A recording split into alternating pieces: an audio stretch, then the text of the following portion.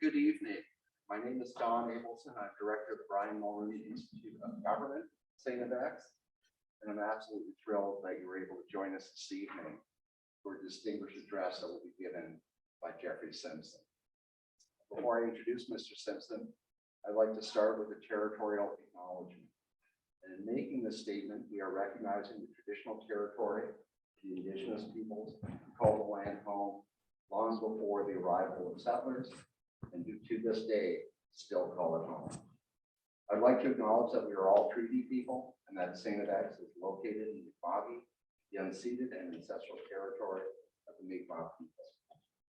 This territory is covered by the treaties of peace and friendship, which Mi'kmaq will see people's first sign of British Japan in 1725. Territorial acknowledgements are a reminder that learning and listening are continuous processes and are integral to reconciliation with conditions.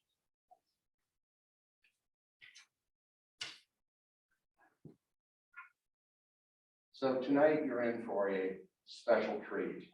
And for many of you, I'm sure you followed Jeffrey Simpson's distinguished career over the last several decades. He is chair of the Canadian section of the Trilateral Commission and is Canada's most decorated journalist. For more than 40 years, he wrote for the Globe and Mail, 32 of which as national affairs columnist.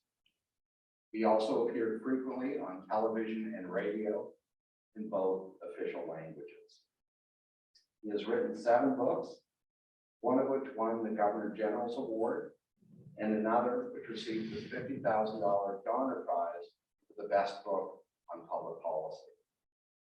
He has won the National Newspaper Award twice and the National Magazine Award for column writing.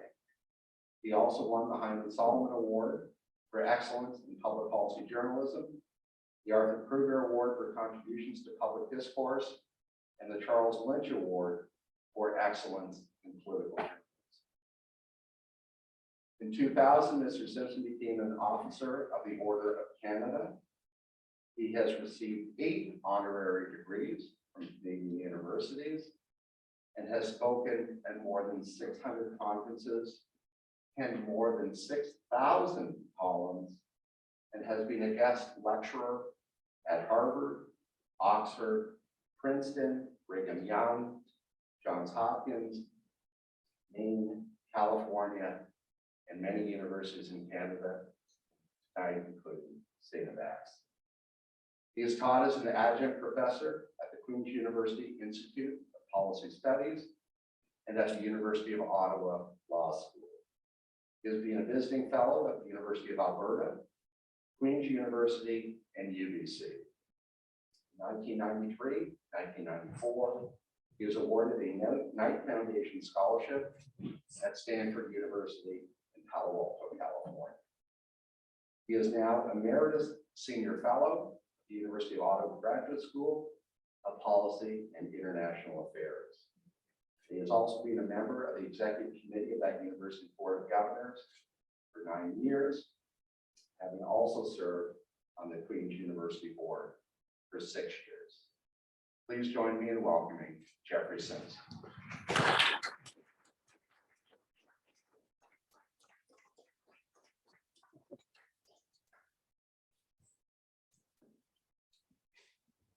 When you're an emeritus senior fellow, it means they've taken your office and the students away, but they've given you a title to make you feel good. So thank you for mentioning it. Well, let me begin with 2 personal comments, if I might. I would say that on a per capita basis, and I'm addressing this in particular to students who are here, on a per capita basis, the graduates from this university have made as great, if not a greater contribution to all kinds of areas of Canadian life compared with almost any school I know. You can tell by the X ring and by the X on the lapel, so they stand out. But it's been for a school of this size over many decades now, quite remarkable group of graduates. And of course, Mr. Mulroney and others whose names are on these buildings are some of those people, but I urge the students here to remember that you're the inheritors of an impressive legacy. And when you leave this place, I'm sure you'll do your very best to uphold the legacy in whatever fields you choose.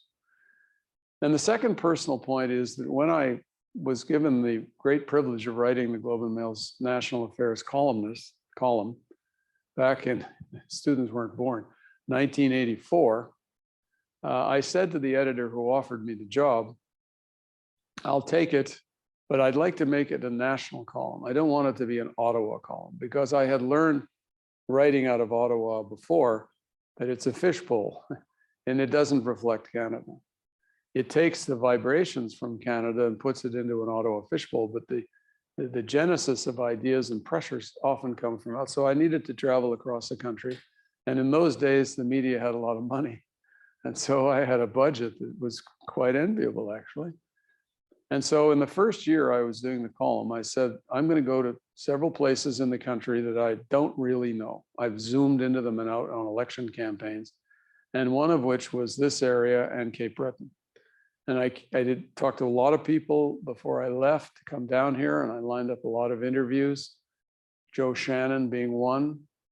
Memorable dinner with him in a restaurant down in Port Hawkesbury, in which he harangued me for the better part of 2 or 3 hours about all the things that were wrong in Cape Breton.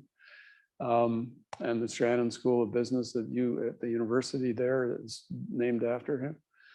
Tom Kent, one of the great public servants, had retired to Mabu. We had a long talk. Anyway, so that began my familiarization. I'm in no means an expert on this part of Canada, but it gave me some appreciation that I wouldn't otherwise have had about the challenges and the difficulties and the rivalry between Cape Breton and the mainland, which I won't talk much about tonight, but you probably know more about than I do.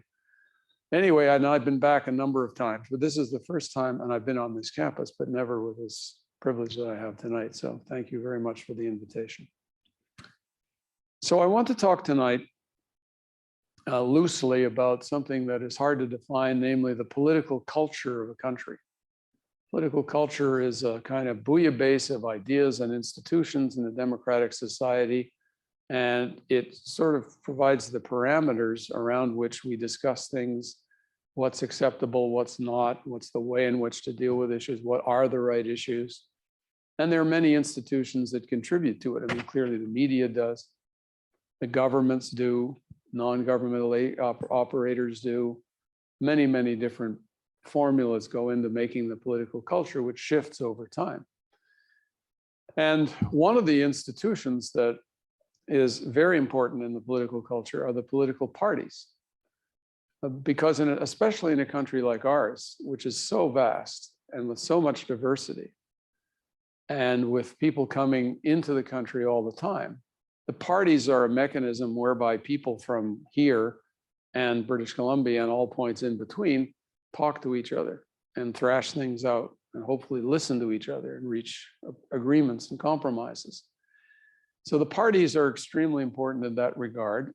And in the work that I did over a long period of time in column and book form, I paid a particular interest to parties, who was in them, how they were led, what their ideas were, how they were structured organizationally, et cetera. And so tonight I want to talk about the Liberal Party. I don't mean to ignore the others, but I'm particularly interested at the moment in the Liberal Party. So here's a conundrum, or a contradiction, if you want to call it that, which is that Canada's Liberal Party, as we know, has won, in quotes, 3 elections in a row, in the sense that they formed the government. And yet the party, in my judgment, has been in long-term decline, in decline for some decades now. And that's what I want to try to explore with you tonight. Those of you who are older will remember that for most of the 20th century, Canada's Liberals were not just Canada's most successful political party, but the world's most successful political party, in the sense that from 1900 to 2000, they were in office more often than any party in any other democracy that had been a democracy during that period of time. And the Liberals were called, quite rightly, Canada's natural governing party. The Conservatives got a look in from 1911 until the end of the early 1920s. They got another look in under John Diefenbaker from 1956 to 1963. And they got another look in under Mr. Harper for 9 years. When you put all those years together and compare them, and all the other years, the Liberals were, which gives you some idea of how strong the Liberal Party was. And yet the party retained power in the last election with the smallest share of the popular vote in the history of Canada. And polls taken since the last election, for what polls are worth 2.5 years from a vote, one of the things I never did as a journalist was to predict the outcome of an election years before it happened. And the reason for that was pretty simple. If I got it right, people would say, well, that's what they pay the big bucks to know. And if you got it wrong, they say, you shouldn't be paid the big bucks. Not that I was ever paid big bucks, but anyway. So polls taken since the last election, for what they're worth, show little movement in the Liberals' standing, despite the billions of dollars that, in my judgment, they properly spent during the pandemic, and a subsequent summer showering the country with spending announcements every day. Now, as you know, under our first past the post system, it's the number of seats, not the share of the popular vote, that determine which party can form a government. The Conservatives pile up huge majorities in parts of the country. Like there's a group of Alberta Conservatives that used to have a monthly dinner, and it was called the 70% Club. That is to say, Conservative MPs who'd won more than 70% of the vote in their ridings. And there were about 15 or 18 of them who get together every month and congratulate themselves for their big majorities. So they pile up huge majorities on the prairies and in rural British Columbia and in rural Ontario. And of course, they win a fair share of seats here. The Liberals capture a lot of seats with smaller share of the popular vote in the big cities. So Vancouver, Montreal, Ottawa, to some extent, Winnipeg, Halifax, and especially around Toronto and in Toronto. In 2 consecutive elections, therefore, the Liberals won fewer votes than the Conservatives, but they put them in the right place and they were able to win more seats and therefore form the government. So just give me a second while I shower you with some numbers. So the Liberals in the last election won 32% of the popular vote, 32. In the election of 2019, they won 33% of the popular vote. And when they won their majority in 2015, they had 39. So 32, 33, 39. So their last election was 7 points fewer than when they first came to office. Now, these totals compare unfavorably with the share of the popular vote for Jean Chrétien and Paul Martin in winning the elections of 93, 97, 2000, and 2004. In those elections, the party got 41%, 38.5, 41, and 37. And Prime Minister Trudeau's father, Pierre, led the party in 5 elections from 1968 to 1980. And in those 5 elections, the Liberal Party's share of the popular vote was 45.5, 38.5, 43, 40, and 44. So put another way, the Liberal victories under Justin Trudeau were won with an average share of the popular vote of 35%, compared to 39% under Jean Chrétien and Paul Martin, and 42% under Pierre Trudeau. And in a late September poll, again, polls can change and will change, by Léger and Léger, the Liberals were at 28%.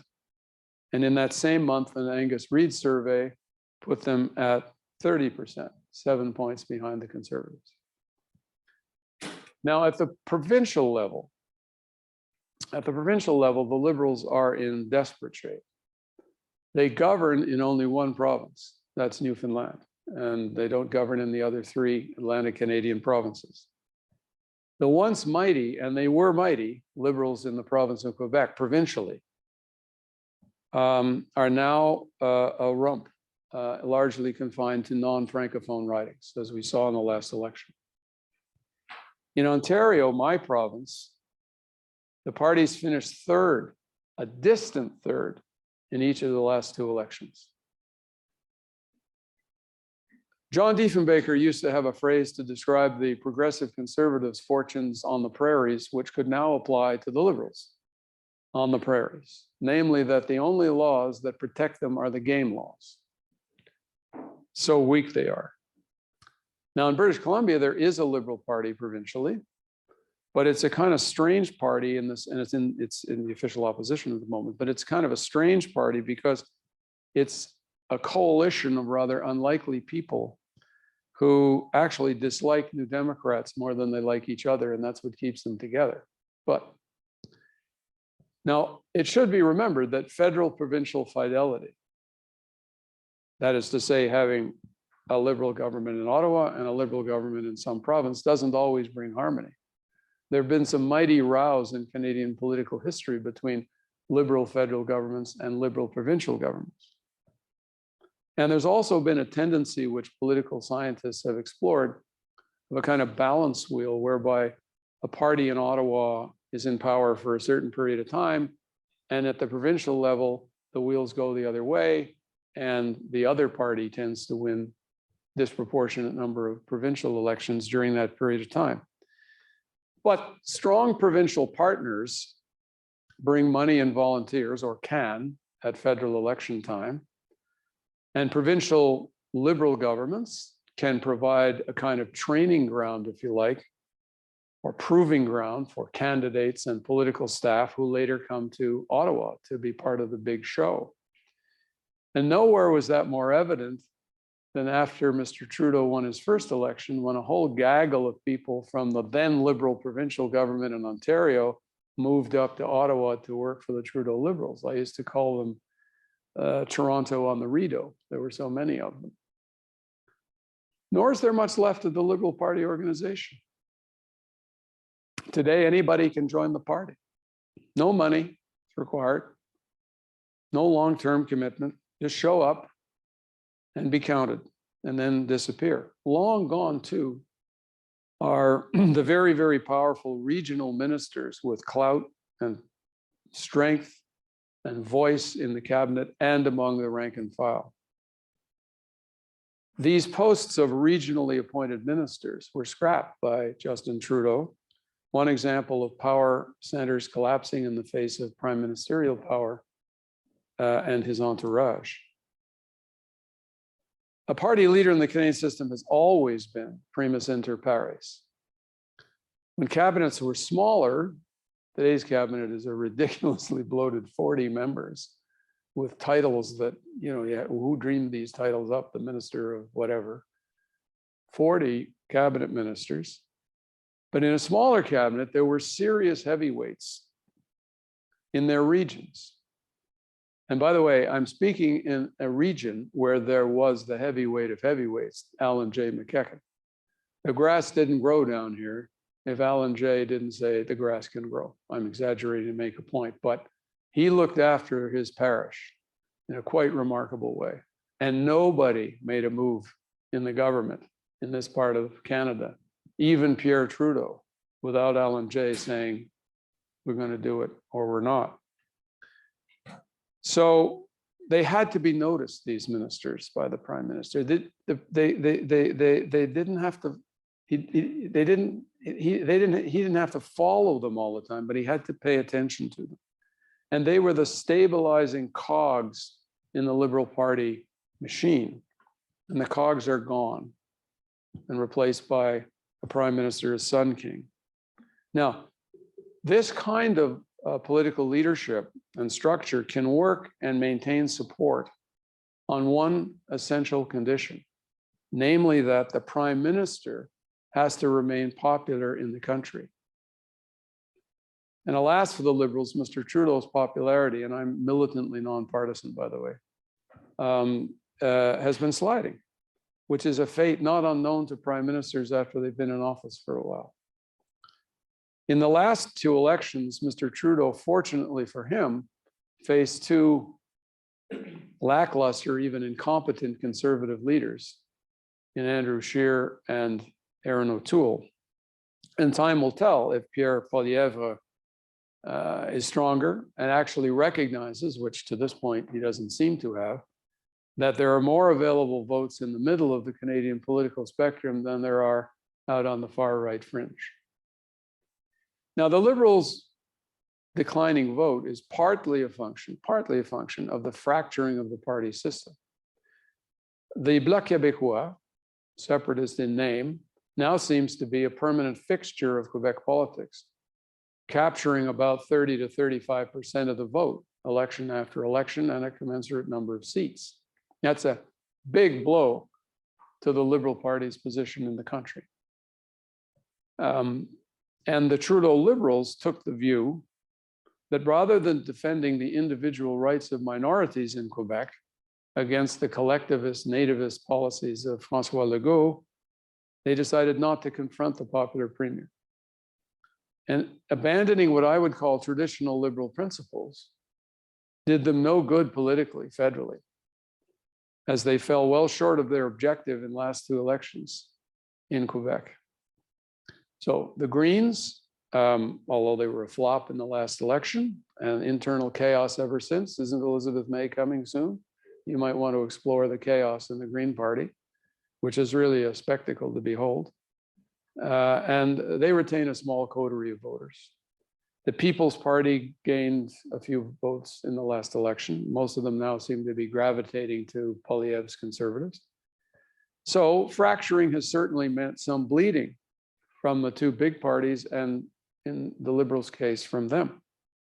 But fracturing alone can't explain the Liberals' decline, on my view, because in the history of the Liberal Party, its genius, one of its geniuses, which used to frustrate the hell out of their opponents, was their ability to accommodate and absorb protest parties. I think that there are still many Canadians that remain somewhere in what I'm going to describe as the broad, fiscally prudent, socially progressive, proud of Canada Canadian mainstream, which is where the Liberals used to be anchored, right there. Then they go to the left, they go to the right, they'd accommodate this, they'd shift here, but that's kind of where they were. These are the voters that the great Liberal strategist of the Pierre Trudeau era, Keith Davey, used to call garden variety Canadians. Now, there are many reasons that are tied to day-to-day decisions that can chip away at a political party's support. Economic problems and housing problems and all kinds of issues like that. And parties clearly change to some extent over time. They shift positions according to expediency, to the challenges of the time, to the priorities of the leader. And no party in 2022 would run on the same platform that a party had run on 50 years ago. So that today's Liberal Party is not the same party as it was under Pierre Trudeau, for example, is not surprising. But I would argue that there are traditions and outlooks that go beyond the turmoil of the day and that cause swaths of the electorate to see themselves over time in political parties that represent their interests, their ideals, their sense of the country and their regions, and so tend to support it by election after election. Justin Trudeau, quite apart from this or that decision, which he as Prime Minister and his government have had to make, has decoupled, in my judgment, the Liberal Party from some of these historic moorings and is paying the political consequences. These moorings, which I would define as patriotism and respect for Canada's past, a balance of fiscal prudence and social priorities, the defense of a strong central government, and a bridge between French and English Canadians. Those, to me, are the four, were and should be, again, the pillars of the Liberal Party.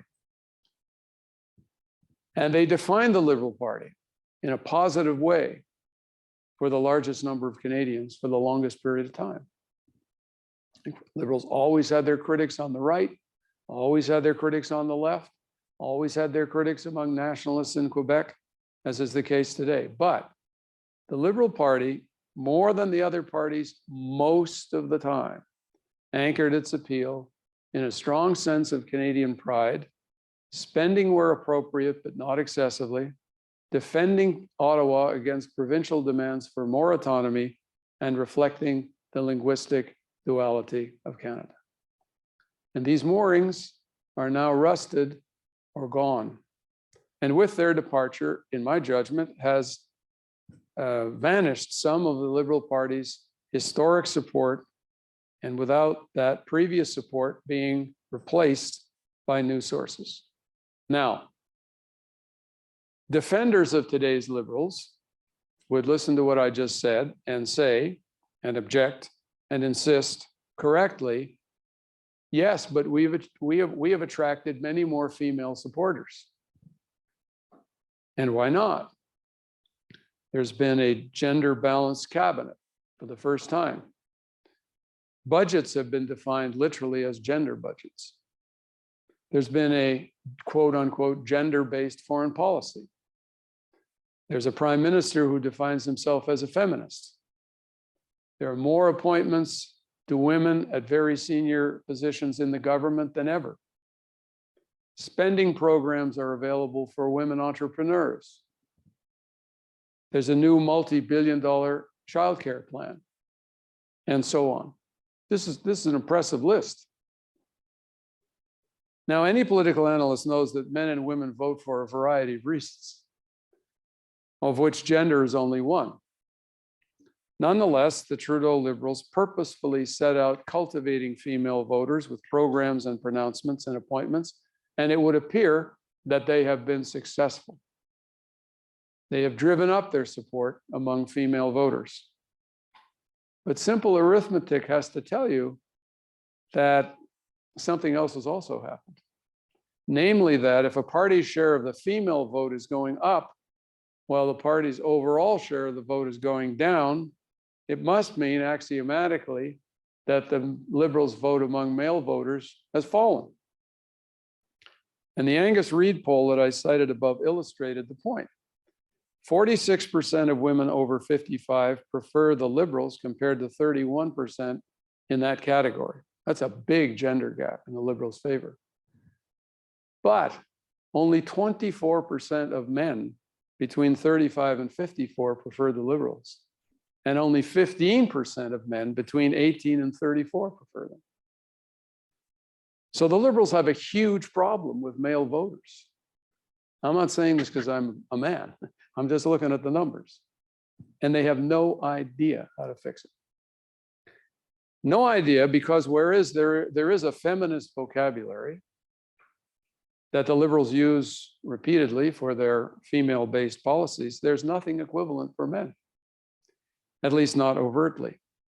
And this targeted Liberal appeal is part of the kind of thinking in which politics outside Quebec, which has a very different political culture, and I'm happy to answer questions about that later, in which politics goes beyond gender to appeals based on identity of race, indigeneity, sexual orientation.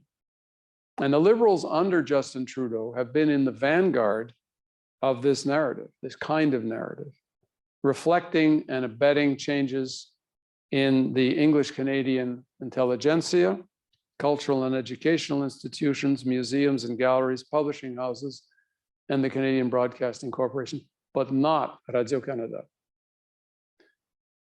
You know, sophisticates used to cringe. I was at many speeches given by Jean Chrétien, and he used to declare, some of you may remember, Canada is #1. And the sophisticates they cringed. It seemed so corny, so jingoistic, so inappropriate for a prime minister. But I can tell you that the audiences didn't cringe. That corny line conveyed to the audiences that I witnessed two messages: pride and unity. Pride in Canada's past and confidence in its future. But the other subliminal message of Canada being #1 was that for all of our differences, and our diversities, Canadians could be one and should be considered as one and not split up into different groups. Justin Trudeau's Liberal Party has turned chrétien's meanings inside out. Trudeau has apologized more often than any prime minister for more past wrongs, almost never speaking about the country's past accomplishments. It is entirely appropriate to revisit history and uncover matters once pushed under the rug. It is a salutary exercise for countries to hold up a mirror to its past weaknesses and to learn, hopefully, from the mistakes of the past. But history is propaganda when it only extols, or I should say, dwells on past weaknesses. And it's also propaganda when it extols only the positive. So we need a mixture, and that's not what we have at the moment. What we have today, we're no longer talking about a rounded view of the past, but about today's political agendas superimposed on the past. And under today's Liberals, and as I said, for most of English Canada's cultural institutions and class, Canada's past is a sad litany, undiluted, of sins, apparently not in any way offset by some triumphs of the human spirit. And polls, for example, Angus Reid's polls, show that pride in the country has declined a lot among people under 30 years of age, although it remains strong in people who are older. And I suspect it's because people who are younger, being in the educational institutions as they are now designed and as they now teach, don't see any particular virtues in the past of Canada. And so the garden variety Canadians, of which I spoke a moment ago, borrowing Keith Davies' phrase, those people, it seems to me, are quite prepared to acknowledge and atone for past sins, most notable of which are residential schools. But they are not prepared to have their country defined by their prime minister and his party as an unbridled legacy of wrongdoing, racism, genocide, and other sins. Forgotten by the Trudeau Liberals and the English Canadian cultural elite, it would seem, is that this country was formed quite improbably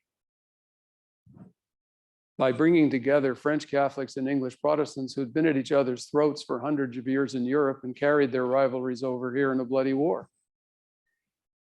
It was unlikely to succeed. And so it's, given that history, rather unexpected and something to be acknowledged that this is the world's oldest federation that was not born in a war and not scarred by civil war. While treating Indigenous people badly right from the beginning, we also had millions of people who arrived and found a better life for themselves here. And for decades, the Liberal Party was the party of Canadian patriotism. From the time of Sir Wilfrid Laurier to Jean Chrétien, the Liberals, more than the Conservatives, wanted to place some distance between Canada and Britain, the mother country, and to create Canadian institutions, such as the Canadian flag, opposed by the Progressive Conservative Party of the day. It was the Conservatives who clung longer and more tightly to the British connection than the Liberals did. Now, they did create some Canadian institutions like the Canadian Broadcasting Corporation. And the Liberals' appeal to patriotism didn't always work, as we saw in the free trade election won by this man up here, when Mr. Turner said it'd be the end of Canada. We would lose our welfare, we'd lose our pensions, we'd lose healthcare. It would be the end of Canada. None of that came to pass. So they played the patriot flag and it failed. But more often than not, historically, it was the Liberals' high card. And under Justin Trudeau and the identity politics that he plays, it has almost completely disappeared. There are two kinds of identity politics.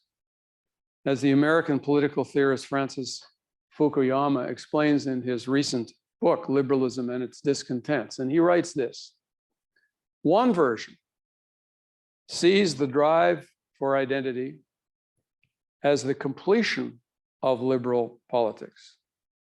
the goal of this form of identity politics is to win acceptance and equal treatment for marginalized groups as individuals under the liberal presumption of a shared underlying humanity. The other version of identity politics sees the lived experience of different groups as fundamentally incommensurate. It denies the possibility of universally valid modes of cognition, and it elevates the value of group experience over what diverse individuals have in common.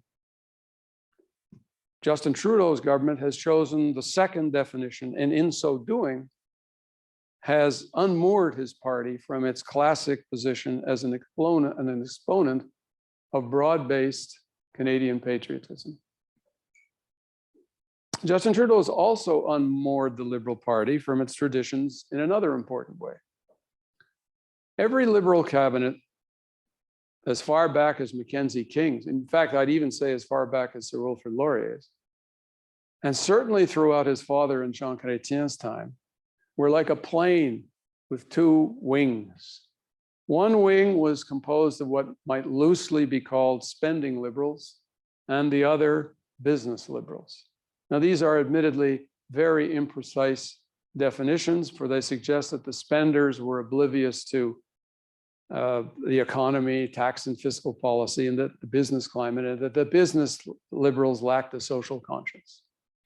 But ministers did tend to lean in one direction or another, in part because they were conditioned by what they had been doing before they got into politics.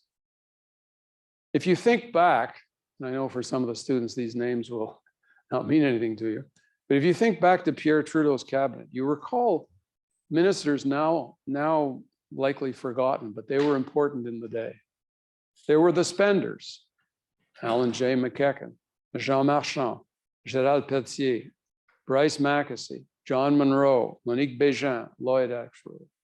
And then there were the business liberals who'd been in the private sector or practiced private sector law. Don Jameson, Edgar Benson, Donald S. MacDonald, Ed Lumley, John Turner, Bud Drury, Bob Winters, Richard Shaw.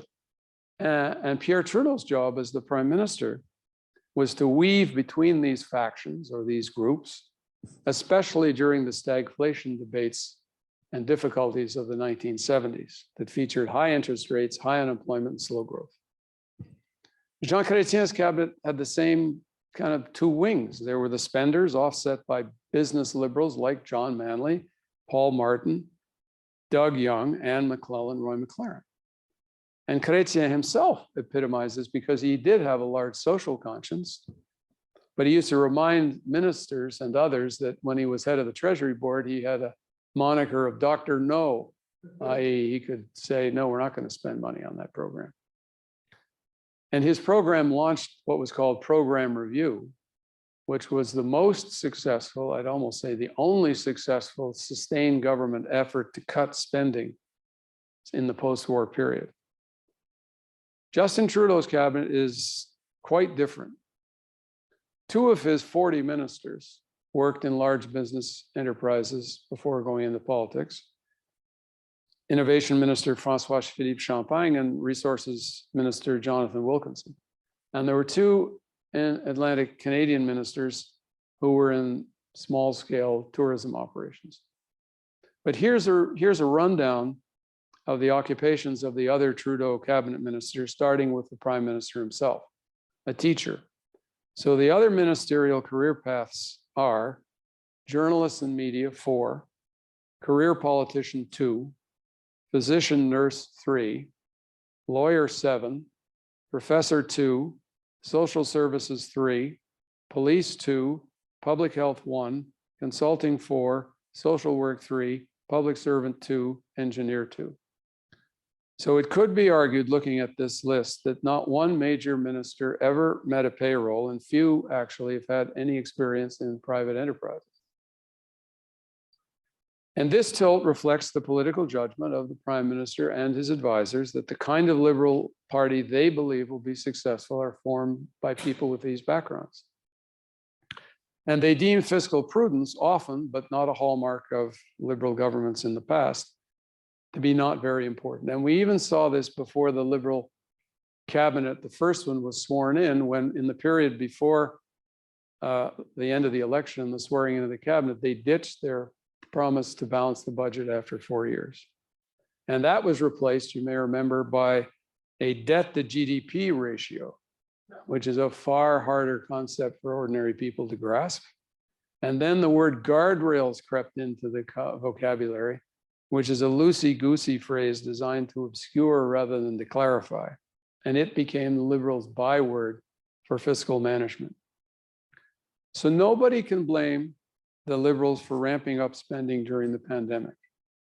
Perhaps some money was wasted, but the COVID-19 situation was unprecedented. Decisions had to be made on the fly in the face of great medical challenges. After the surge in the COVID-related costs, however, and with inflation raging, the government announced another $100 billion in spending, including a chunk for a new childcare program as part of a deal with the NDP. And political survival in the form of the Liberal NDP deal will keep the Liberals in power for a while and buried any idea of spending restraint. The announcement that the Treasury Board President Mona Fortier would lead a group of civil servants to find $5 billion in quote unquote savings on government operations bordered on a joke. But even if such savings are found, they would already have been subsumed by new spending. So my point is that this government, this Liberal government, unlike all the Liberal governments of the previous 100 years, no longer offers a balance between social spending and fiscal prudence. The business Liberals are increasingly extinct, and the few that remain are big spenders, themselves in portfolios of innovation and natural resources. And today's party has decided that the path to political success lies in poaching votes from the NDP.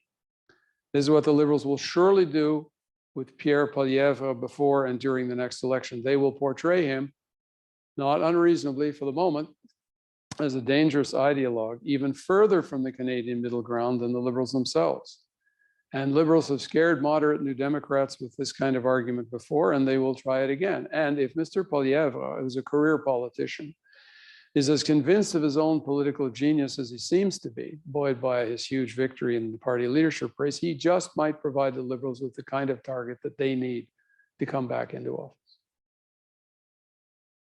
The Poilievre victory, yet another example of the Conservatives' shift to the political right, a process that has proceeded since the Reform Party's reverse takeover of the Conservative Party, combined with the Liberals' abandoning of their historic moorings, leaves Canadian politics more polarized than I think it has ever been.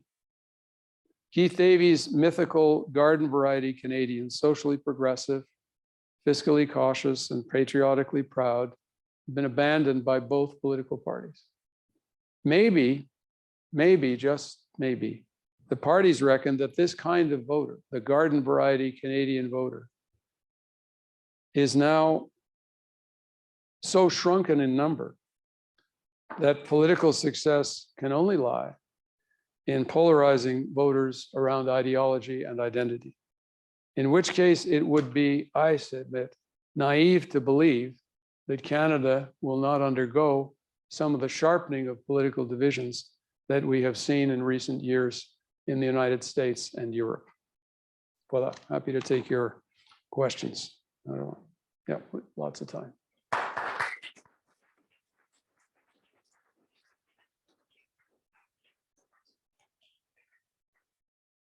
So just fire away, raise your hand, fire away, unless I put you all to sleep.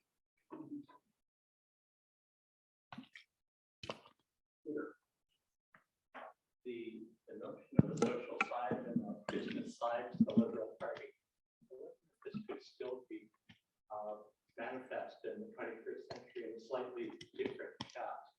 Thinking of Justin Trudeau's attempt to build a grand bargain between resource development, pipelines, and so forth on one side, and Indigenous reconciliation and settlement on the other. It's possible to see this as a 21st century attempt to balance those competing priorities. Yes, you can. I would actually, I thought you were going to say environmentalists. I mean, as you said, Indigenous Canadians, they are certainly part of the equation and an important part in developing resources. But there are the environmental groups, and people to some extent now vote on environmental issues. That's a, yes, so yes, but inside the cabinet, they don't have those kind of people, except maybe Jonathan Wilkinson, who's the natural resources minister. But those are very, very difficult issues for the country. They're difficult for the federal government, to be sure. And they do reflect the fact that there are, I don't know whether I'd call them spenders as so much as I'd just say people who worry about the economic circumstances that seem to require us to do certain things in the natural resources field that environmentalists and some Indigenous nations don't want us to engage in.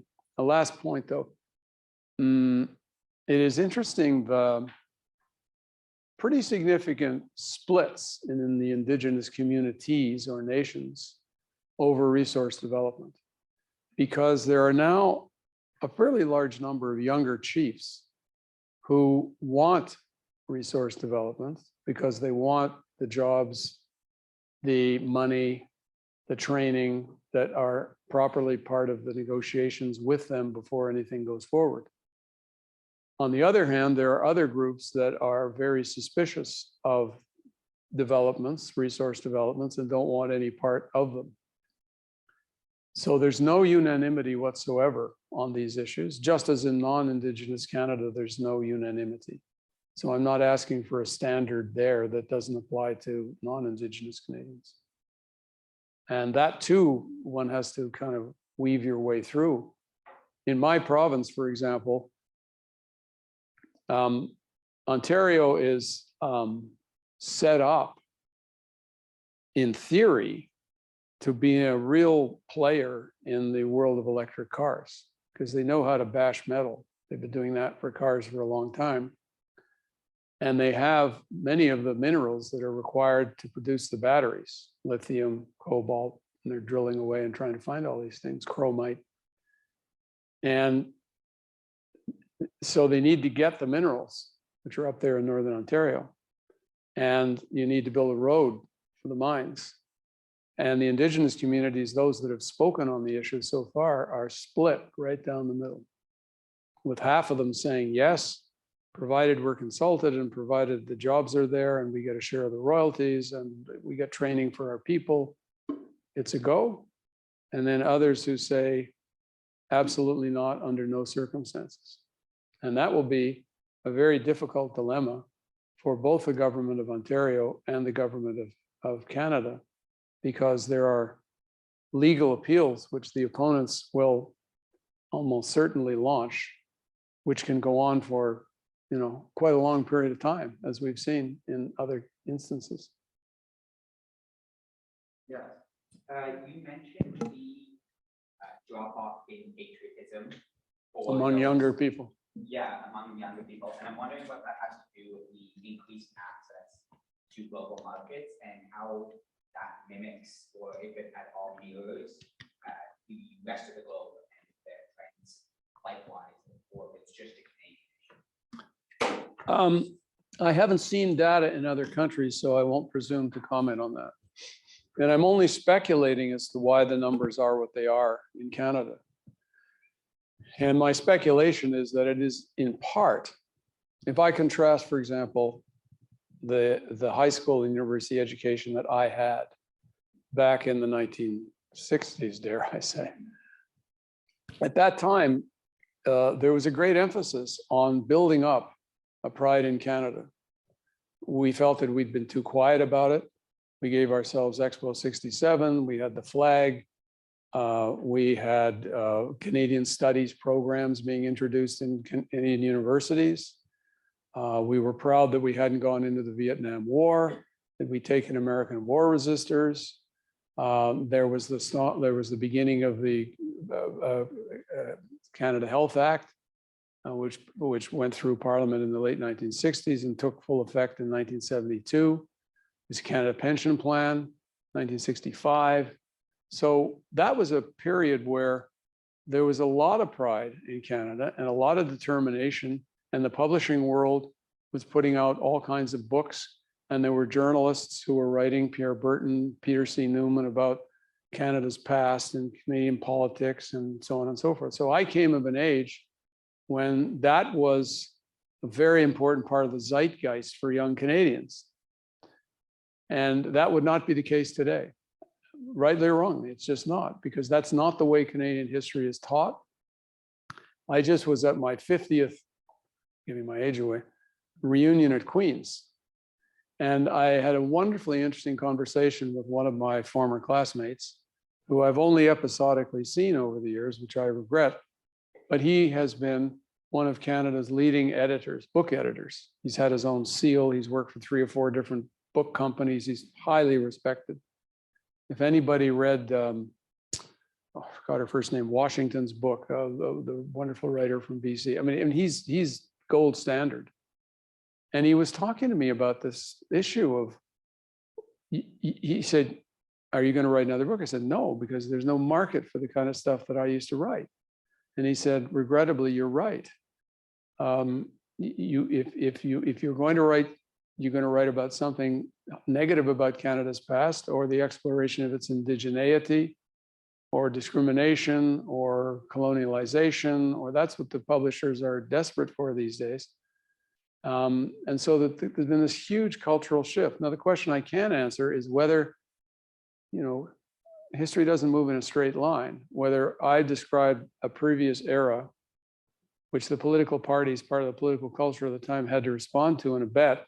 But now society's moved on to another set of priorities and another set of views of the past and present. And it's going to go on for a period of time, and then there'll be some kind of synthesis between the two. So this could be even viewed as a salutary correction for the excessive patriotism of the past. And we'll work out at some point in the future some kind of harmony or coming together.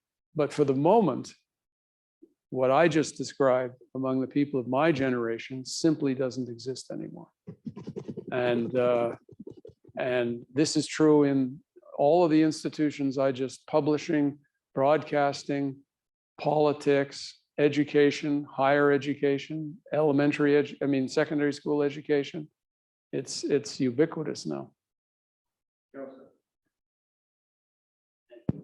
Thank you for your talk. There's certainly a lot of things to think about. I'm wondering though if there is, if your thesis is correct, I'm wondering if it's actually not presented as a corrector. And if you say let's assume that Justin Trudeau's thesis is, your thesis about Justin Trudeau's rape in the past is possibilities. Exactly. I thinking of Mulroney and Harper both have cabinet of 40 people each. But I'm thinking especially of the move to the more right side of Canadian politics under Harper, especially. Think of the cultural barbarian practice outline. Think of old stock Canadians, that kind of thing, which I think the public did not appreciate, and I think they showed it as well. So I'm wondering if that presentation is the corrective to that move. As you know, politics goes like this all the time, right? And it's true that it is a new world now, especially with the Orange 8 in south of us. I might have used the name, the Orange 8. So you know what I mean? Like I'm just wondering if that is not really the reasoning behind that sort of politics. Well, I alluded at the very end. I was writing about the Liberals, or talking about the Liberals, but had I been giving a long lecture about the Conservatives, I would have certainly talked about, and I mentioned it, the reverse takeover by the Reform Party of what used to be the Progressive Conservative Party, which now has the name, but was actually much more inspired by the Reform Party. So part of what I was alluding to, the polarization of Canadian politics, is clearly where the Conservatives have gone. Question for the Liberals is, tactically and strategically and intellectually, what should be our response to that? Now, they've gone where they've gone, if my analysis is correct, kind of on their own volition, of their own intellectual construct.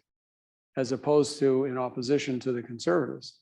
Because if you're looking at this just very tactics strategically, if I'm right that there are a lot of votes in the middle and the conservatives are not fighting for them, then the liberals should be fighting for them because they're there for the taking, because no party represents them anymore. And that was where the liberals were.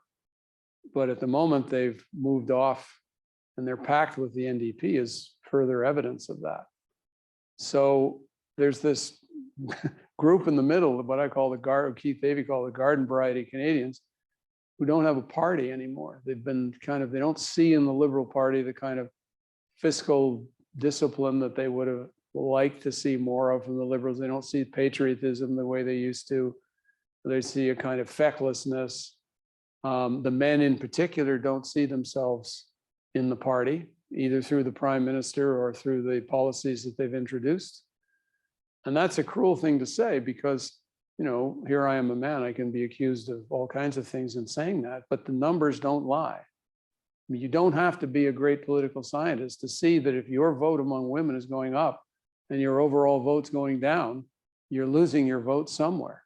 And it's got to be on the male side of the equation. And as long as you are at 24% among men, you got a problem. You're not going to form a majority government that way, unless you really get a fluky break in the distribution of the seats.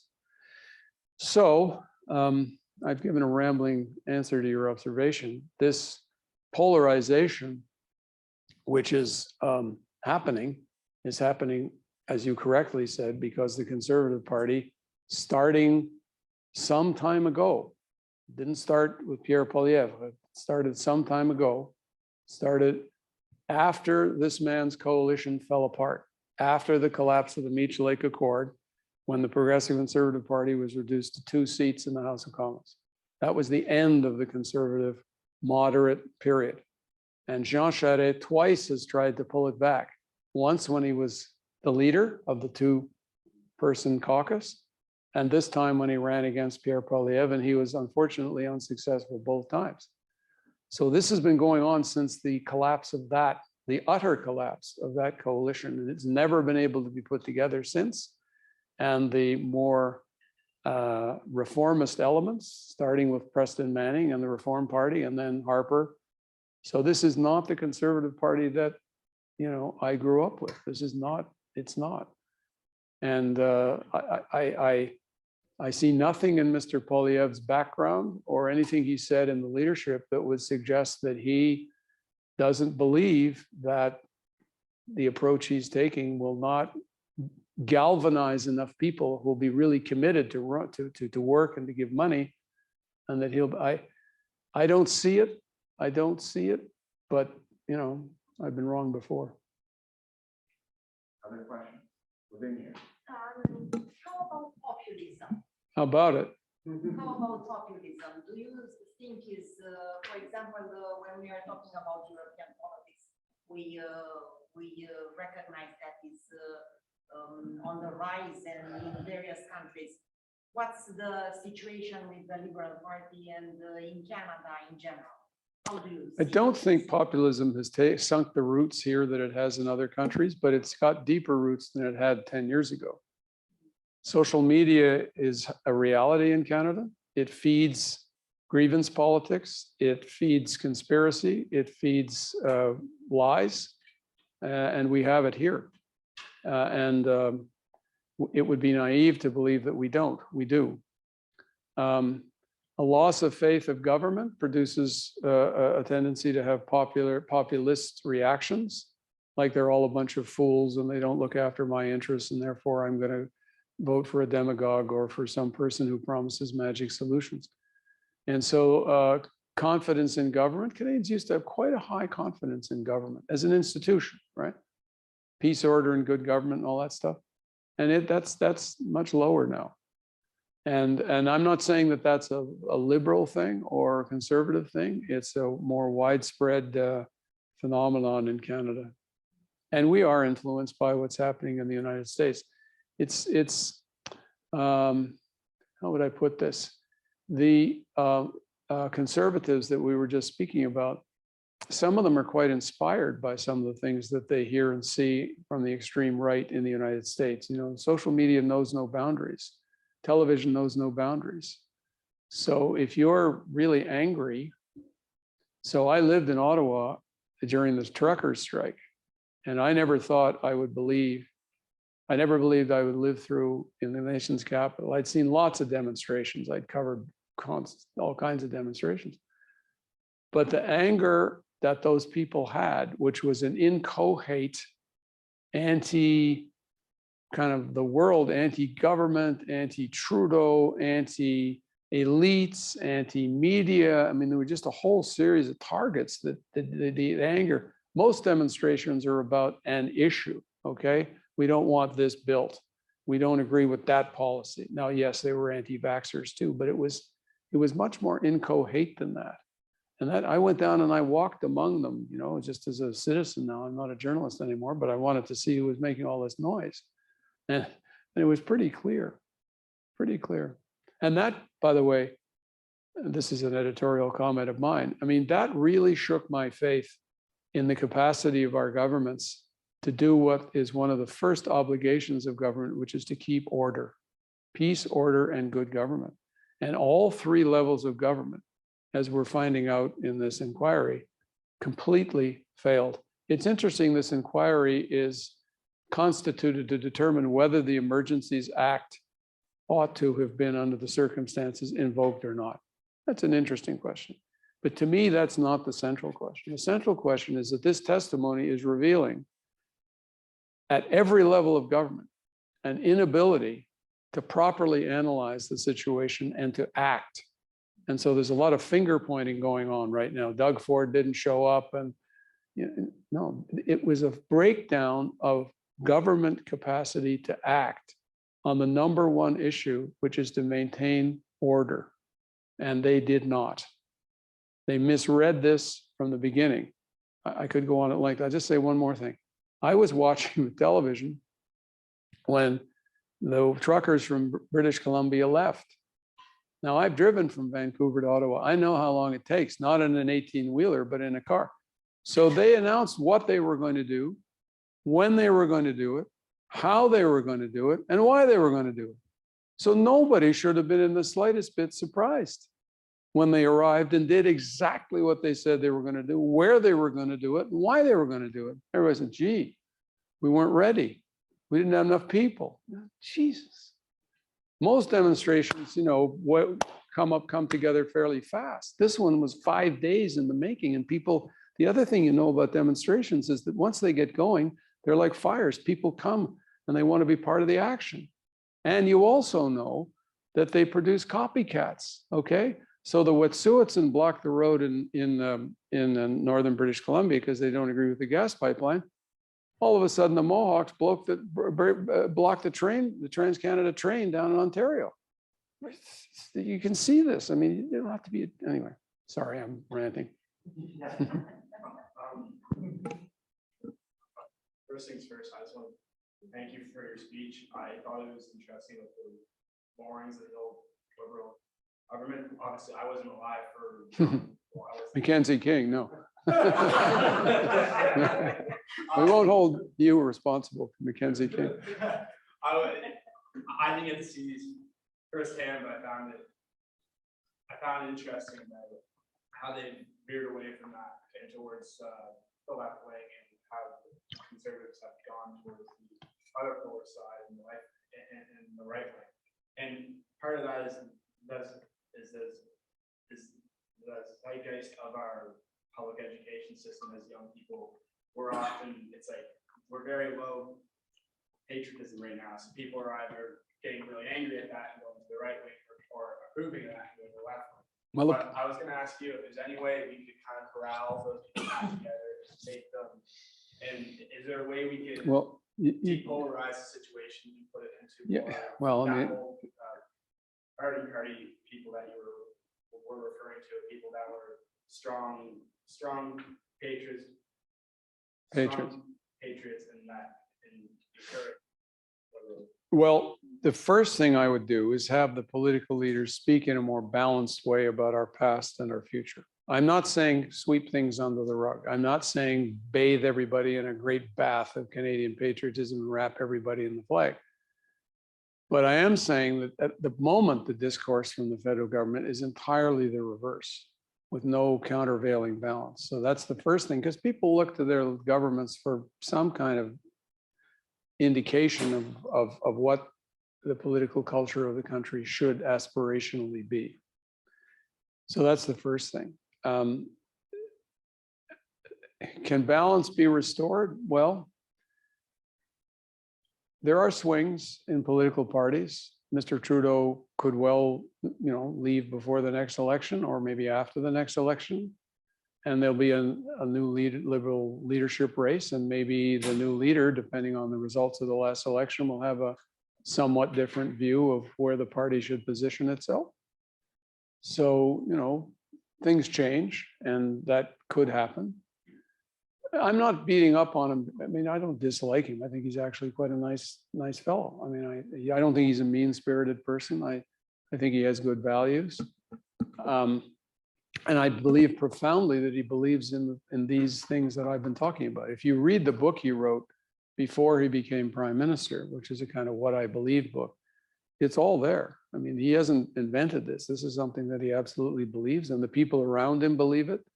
And the recruitment of the candidates are for it, and the party is what it is. And we shall see. If they do badly in the last election, that's usually a time for parties to reflect. Whether they learn the right lessons from the election, that remains to be seen. But political culture changes and politics go in long cycles.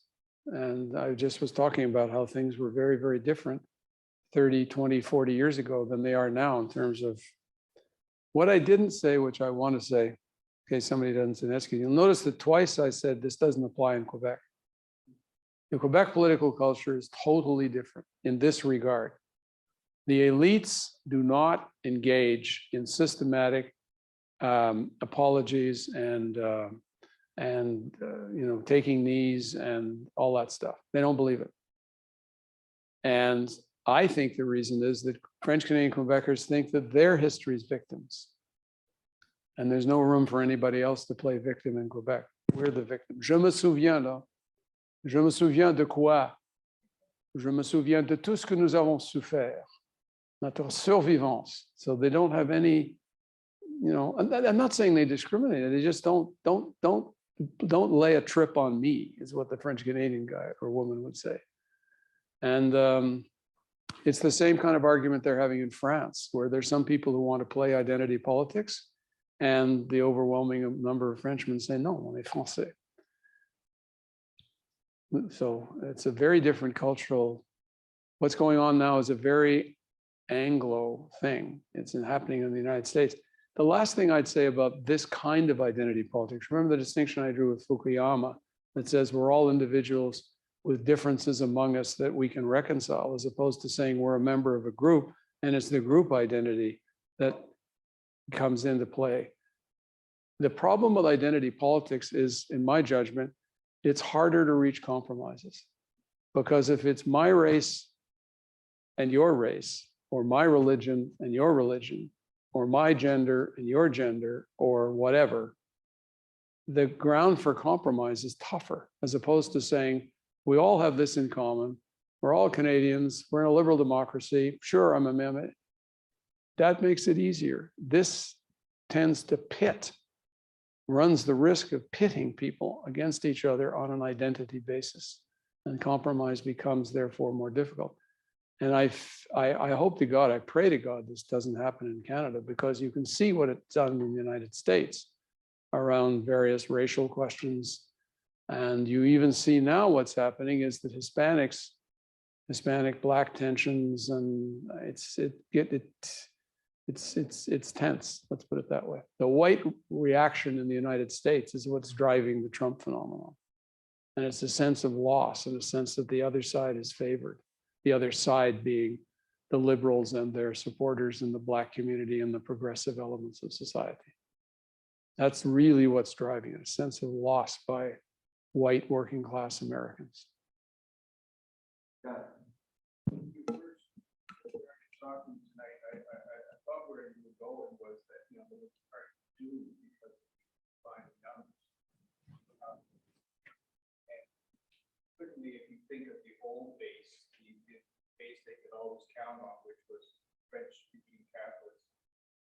Canada from Laurier really probably right until the end of the Crimson area. That was, a huge thing they could count on. It was a great thing. They woke up with every election morning. They already knew that all the seats were in that Yeah. column. But when you describe where the Liberals under Justin Trudeau have been getting their vote, it's still the big cities, right? And as you say, it's if you have the women vote and the women do vote, well, geez, you almost don't need anything else, do you? So. Well, but you wind up with 32 or 33% of the vote. You're not necessarily, like you could be describing as a Liberal Party that's in trouble because they have an incompetent leader Oh, and a really lackluster management.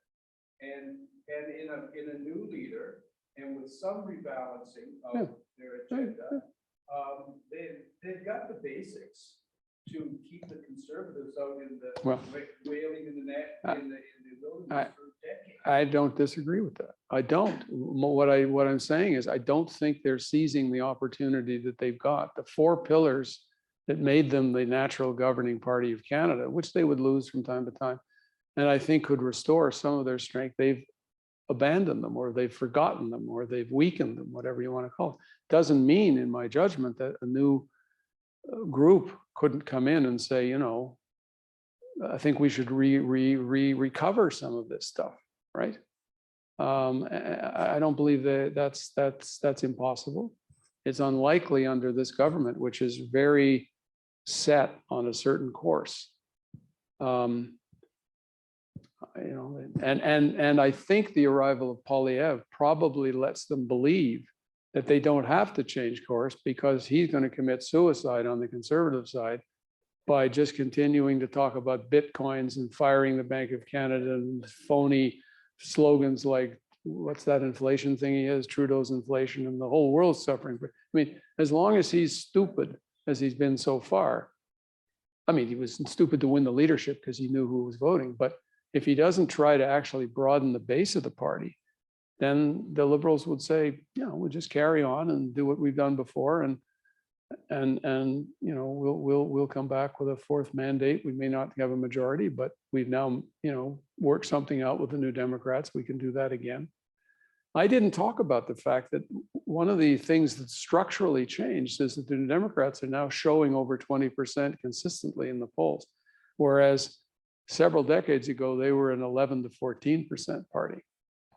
And they actually now have more strength, and they have more strength at the provincial level. They're a power in Alberta, which they weren't before. They're weaker in Saskatchewan and Manitoba, but they're a power in British Columbia. They're in office, and they're a power now in Alberta. And I think they'll be elected in the next provincial election. And they're in opposition in Ontario, and they have more strength in Atlantic Canada than they had before. So, they've got some provincial strength that they just didn't have 15 years ago. And that gives them supporters and money and energy and profile. And, if a provincial party that's a Democrat does well in office, it helps the image of the party spill over federally. So it's helping them federally in Alberta, where they now have, a handful of seats, which was inconceivable, 15 years ago.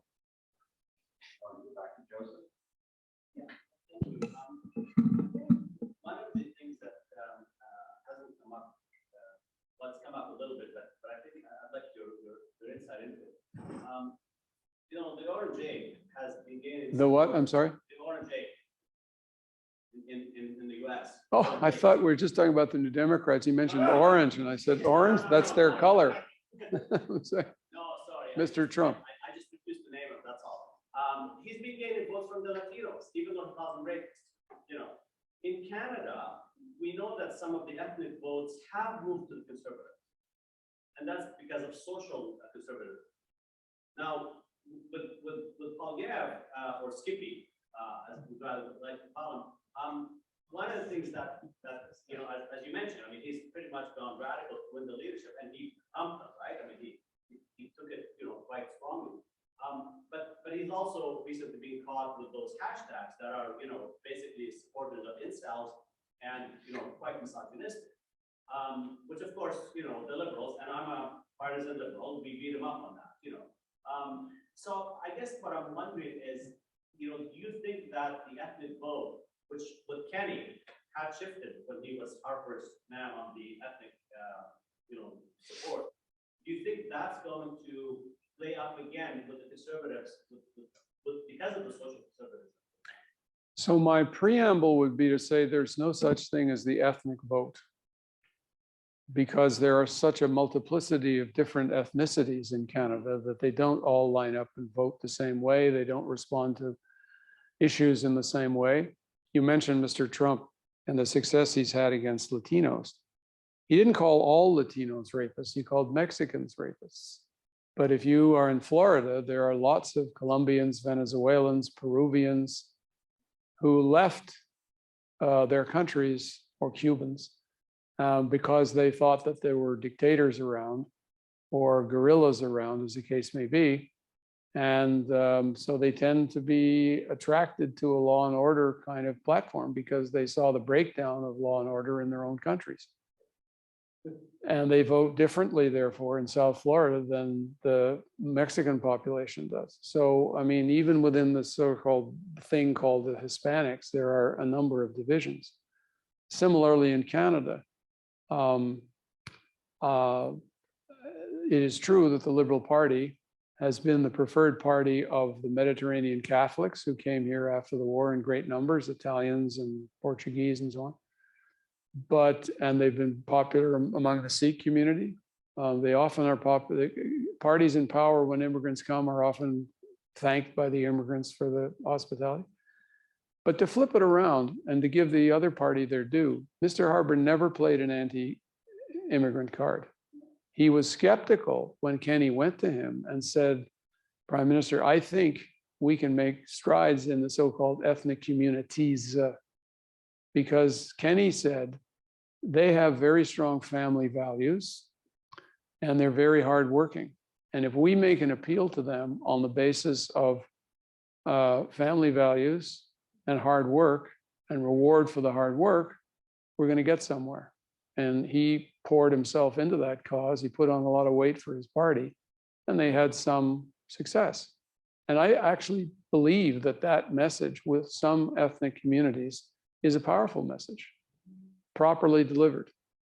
I've heard lots of things I don't like from Mr. Poilievre, but I've heard no anti-immigrant comment. After all, he's married to a Venezuelan immigrant. So that's something, if I were the Conservatives, I would not throw in the towel. I would work hard in the many ethnic communities on the three issues that I just talked about. You know, one of the things the Hispanic population, so I read, populations, they don't like gay rights. Now you may say, I'm just telling you what the polls say. They don't go for that. And so, you know, a party that embraces that approach is prima facie not likely to be supported much among Filipino Catholics. And there's a big Filipino population in this country. You wouldn't know it, but go to Winnipeg and you'll see it. So I think the Conservatives, if they play their cards right, the other thing is, yes, a number of immigrants depend because they're first generation on social programs, right? But a lot of them have a hardworking entrepreneurial, you know, they're here and they're going to work hard. And, you know, an appeal to lower taxes is something that might just catch fire with certain immigrant groups who aren't, you know, who are successful and want to continue to be successful. So appealing to the ethnic vote, there is no such thing. There's a multiplicity of different communities in different parts that will respond to different messages. And some of the Conservative message, properly delivered, has a reasonable chance of being accepted. That's all I'd say. It's uphill, but no. Other questions? Yes. Yeah, please. I told you earlier, I never make a prediction about the next election, and I explained why. No, I'm not a journalist anymore, so I can't be held to account. I have no idea. I mean, if you think about, just run the reel back 2 or 3 years. Did anybody predict the pandemic? Did anybody predict, well, you could have maybe predicted a Russian invasion of Ukraine, but you know, it wasn't a sure thing. Did you know that they'd form a compact with the NDP and what the NDP bottom line would be? So, you know, events, dear boy. You know, events, dear boy, and a week is a long time in politics. So, you know, and the media is very alert to the slightest, and I used to be critical of the media, this for the slightest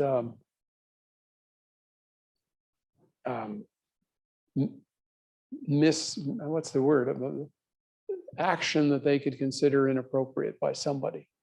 And all of a sudden it's all over the front page. Mr. Trudeau goes bungee jumping. Okay, it's not something I'd do, but if he wants to do it, fine. And people made a big stink of it and said, oh, gee, that's too risky. And oh, I shouldn't have done that. And so, you know, there can be slight slip ups that will all of a sudden be made into big things. And by the way, most voters don't follow politics closely at all. And so the little things that become big are often the things that people focus on.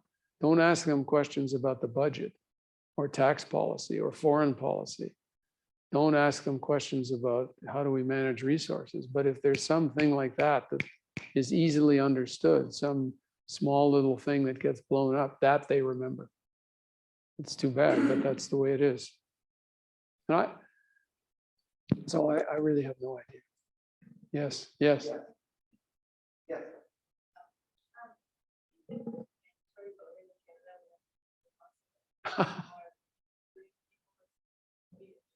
I love that question, and I love it. So I've been to Australia a number of times. And after one of my first trips to Australia, I studied mandatory voting when I was down there. And I went to the Australian elections office and I saw their ballots, which are very long things like this. And I understood, or I still do, their preferential voting system, which is different than ours, okay? And I came back. Was I a columnist at that point, or was I just one of the members of our bureau? Anyway, I wrote this piece on the opposite editorial page explaining mandatory voting and why it would be a good thing in Canada. Now, there's a political culture comes back here. Mandatory voting in Australia is not enforced with the heavy hand of the law. Yes, you pay a fine, $20 or something, you know, small. It's social pressure. Election day is a Saturday or a Sunday, and block parties form. And everybody, you know, Aussies drink their beer, and so everybody has a beer, and they, you know, hoopla and so on, and then they go in and vote. So it's not seen to be a great burden. It's not seen to be anything than kind of your civic duty, and let's have some fun while we do it. So I write this piece. Oh my God, I got so much negative mail. Back in the days when you had to write a letter. This is before, you know, that's how old I am. People said, it reminded me of the gun issue. They're going to take away my guns. They're going to take away my right not to vote. Right? I have a right not to vote. Yes, you do. But okay, so they didn't do that. It's another example of the state restricting my liberties. It's a way, if I don't vote, that I can basically say a plague on all their houses, and I should have the right to do that. And it shouldn't be the state that tells me that I can't say that. And these letters were quite vituperative. So ever since then, I've been a little cautious in recommending that we try mandatory voting, but I still think it's a good idea. And Australia has demonstrated, but I go back to where I started.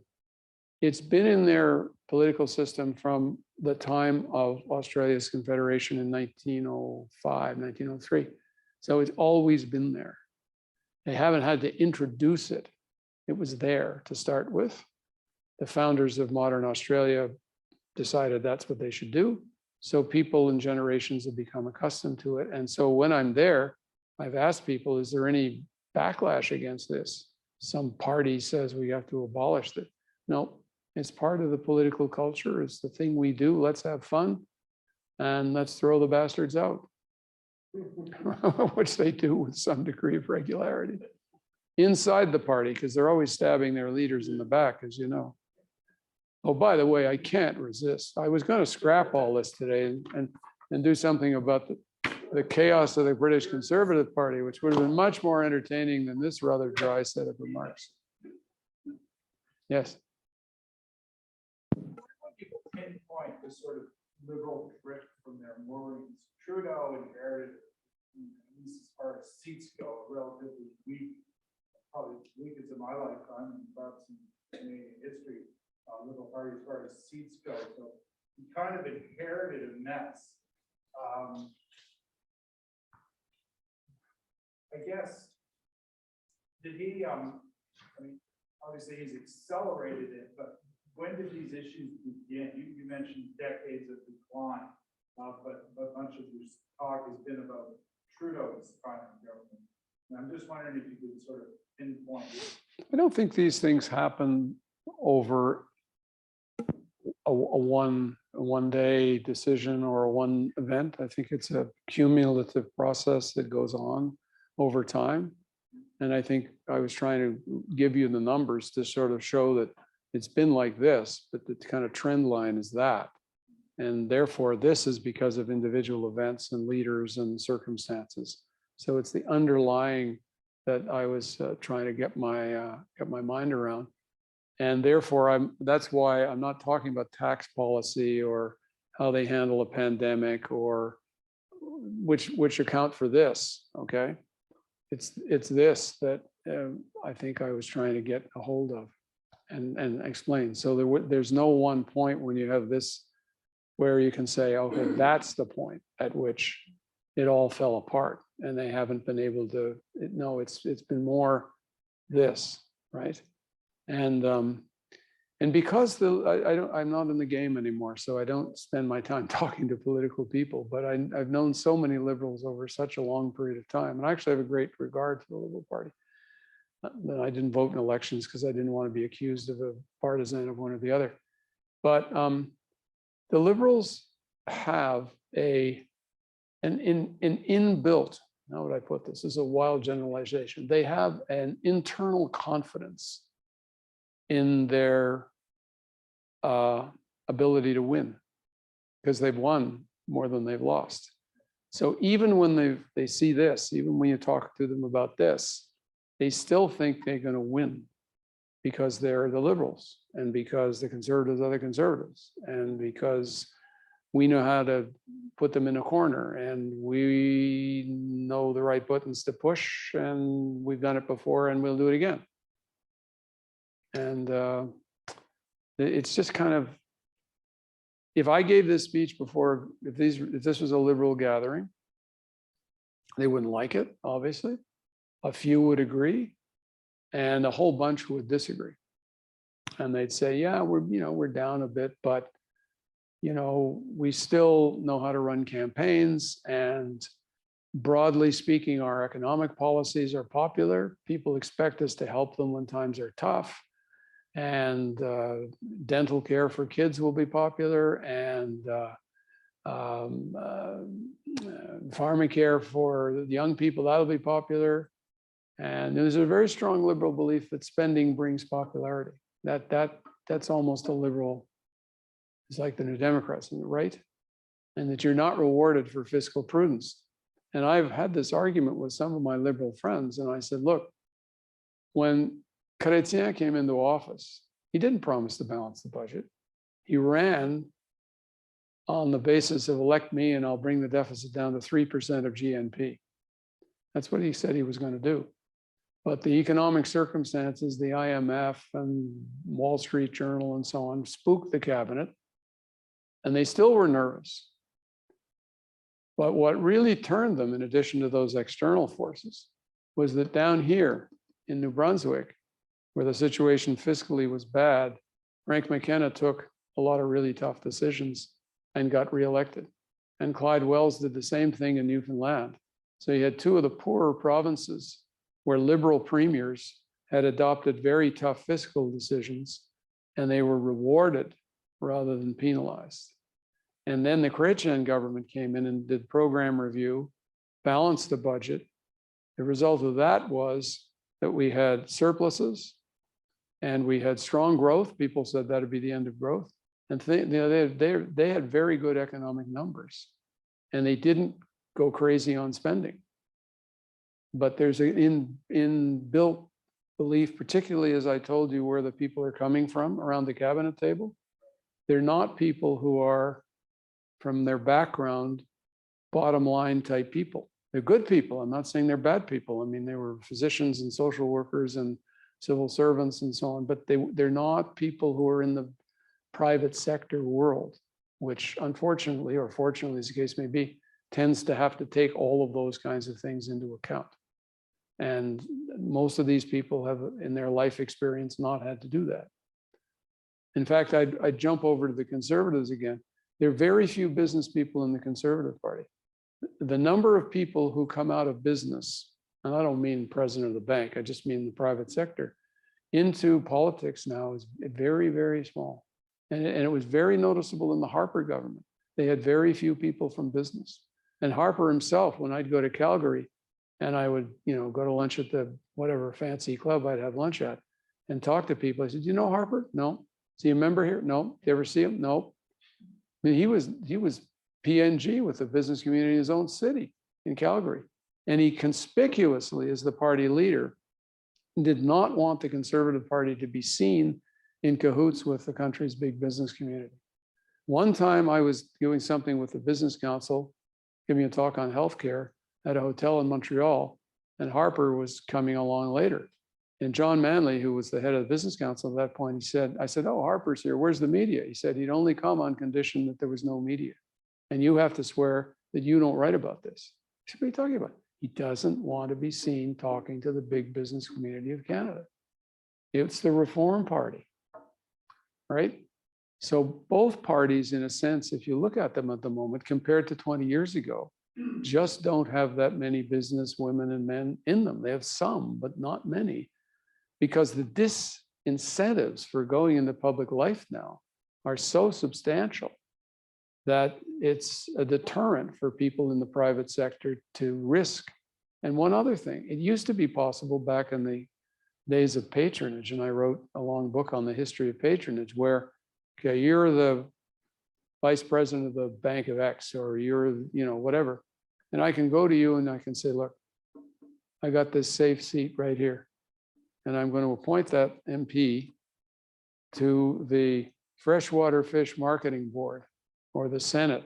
I can clear space for you. And you don't have to, we're going to get you elected. That makes it easier because people don't want to put up with all the stuff of politics if you're in a reasonably comfortable private sector position. And this applies to both parties. And I mean, people who don't like business would say, well, that's good. I mean, they just corrupt the whole place anyway with their narrow private sector bottom line perspectives and so on. Okay. Okay. One last question. Two. Okay, Rob and then John Bond. Yeah, I have sort of a provocative question intentionally, so I'm just curious. Good. Your thoughts. Does Canada need a Liberal Party anymore? Like, it sort of defines itself as being the pro-Canada party in Quebec and the pro-Quebec party in the rest of Canada, but might its sort of long-term decay be evidence that it's no longer needed to bridge that divide? Somebody's got to bridge it, right? As long as the country sticks together, somebody has to do that. It could be the New Democrats. For one shining moment under Jack Layton, they had their moment in Quebec. It all fell apart, but it could be. Mr. Mulroney, his party was the bridge party for the 2 times that he was in office. The Liberals were traditionally, over a longer period of time, the bridge. So some bridge is going to have to be thrown over that divide. And it has traditionally, more often than not, been the Liberal Party. If they were to lose that role, somebody else would take it up. And that would really be a blow to the Liberal Party. That'd be a very serious blow if that happened. And that's one of the reasons I think why they took the position with Monsieur Legault that they took over the time that he was the premier. I'm speaking about before the election, particularly on these language issues, which the older Pierre would have, been railing against and using all the tools he could to alert Quebecers to why this was the wrong thing to do in his view. But you'll notice that they soft pedaled all of this because they didn't want to confront Monsieur Legault, who was popular. And they didn't actually have the courage of their liberal convictions, which showed up. Didn't do them any good provincially in the election campaign. So my answer to your question is, as long as the country stands together, there's going to be a bridge. Because there's 75 seats over there. Somebody has to win them. And it would be unfortunate if the Bloc Québécois kept winning the largest number of seats, because at some point their message, they get free householders and they give speeches to all the clubs and they talk to everybody, and their line is always that Canada is a naufrage, it's a shipwreck, and it's discriminates against Quebec. And that has a kind of insidious seeping into the consciousness of people if they hear it all the time, because they don't follow things closely in Ottawa. And they hear this stuff being translated to them by their Parti Québécois, Bloc Québécois representatives. And, they begin to believe it. Hey, we are getting screwed. Well, no, actually you're not, but, okay. So. First off, thank you so much for your comments this evening. I think it was great. One of your first stats, which we should all know, but we don't think about this every day, you said there's only one provincial government right now. Right. Do you see are the root causes pretty much the same for the other 9 provinces as to why they're not in party? And if so, whose job is it? Whose responsibility is it to fix it amongst the Liberals? Is it each provincial Liberal group, or is it federally to look at it and say, hey, we're indeed in trouble and we have to fix every province? Well, I would say that the provincial political cultures are unique unto themselves. So the political culture of the province of Nova Scotia is very different than Saskatchewan. So the starting point of my answer to your question is it's up to the political people, or at least the liberal people in those provinces, to try to fix what they can. Second point is that the image of the federal Liberal Party has an impact on how they do provincially. So in Atlantic Canada, the federal Liberal Party is competitive everywhere. And the provincial Liberal parties were recently in office in all of these provinces within the last 10 years. And they are the official opposition in 3 out of the 4 Atlantic provinces. So the federal Liberals are, in the game, and the provincial Liberal, are in the game. Now on the prairies, as I said, only the game laws protect the Liberals. So the federal Liberal image in those provinces cripples the provincial Liberal parties, which almost don't exist. I mean, in Manitoba, they're a distant third and have been a distant third for years, decades even. In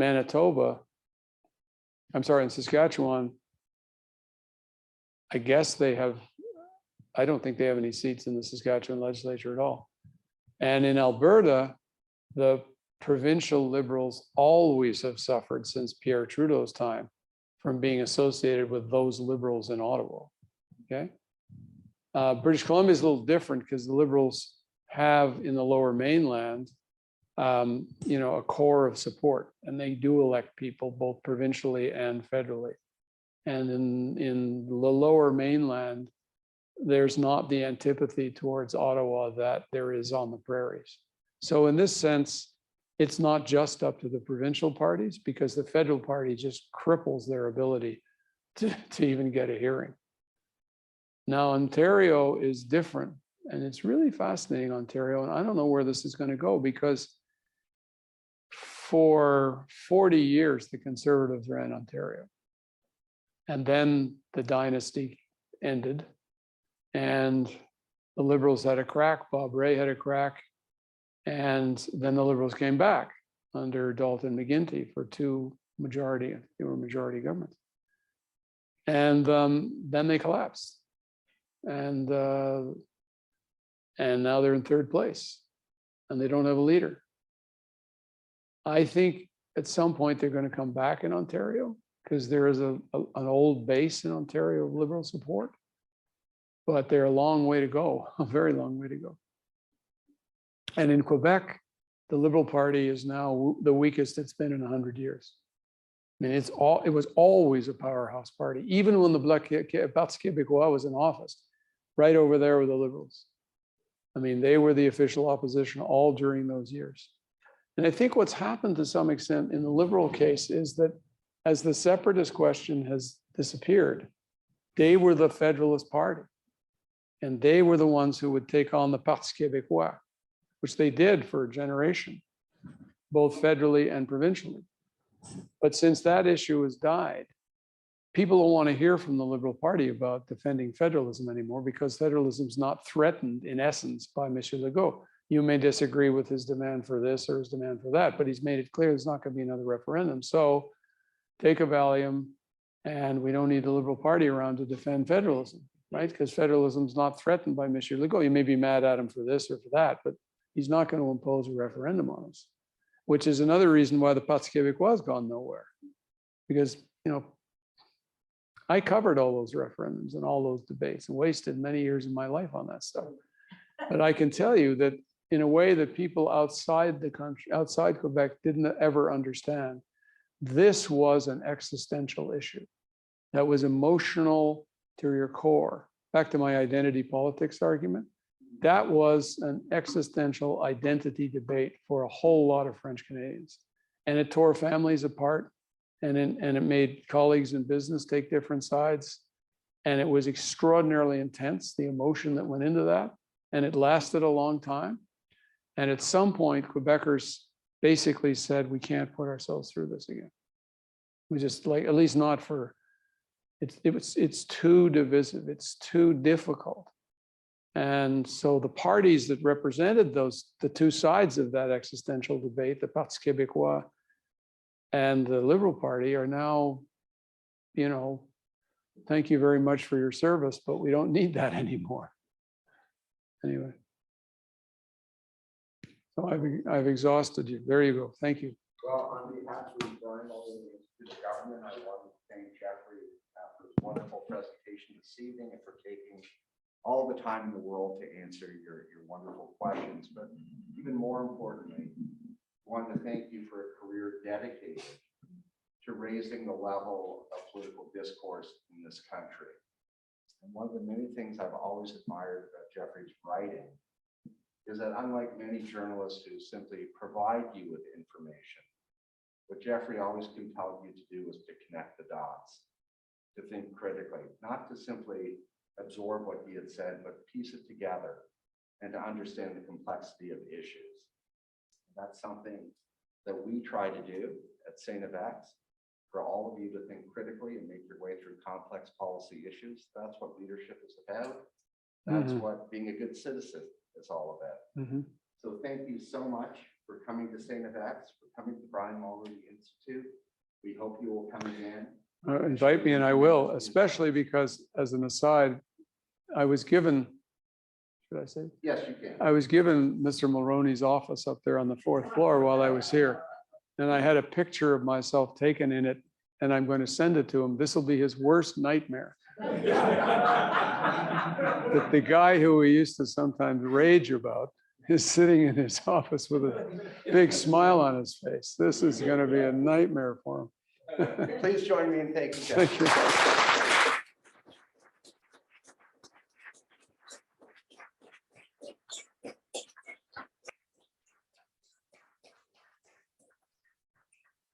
Please keep track. Please visit our website regularly to see what our next events are. We're bringing a number of very interesting people over the next several weeks.